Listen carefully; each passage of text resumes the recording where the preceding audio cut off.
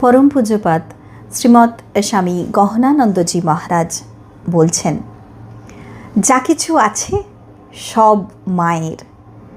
শ্রী শ্রী মায়ের অতিরিক্ত এই সংসারের কোনো অস্তিত্ব নেই। আর তুমি বলছো মাই রক্ষা কর্ত্রী ইত্যাদি। জগতের আশ্রয়ই মা, সৃষ্টি স্থিতি সংহার কর্ত্রী মাই আছেন। ওনার মধ্যে তোমার আমার সবার সৃষ্টি স্থিতি সংহার আশ্রিত আছে। যা কিছু হয়েছে মায়ের আশ্রয়ে থেকেই হয়েছে।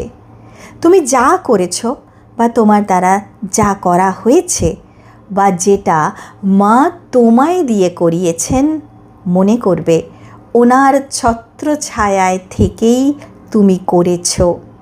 মায়ের উপর মনঃসংযোগ করলে মায়ের কথা ছাড়া অন্য কথা নিয়ে চিন্তা করার প্রয়োজন হবে না।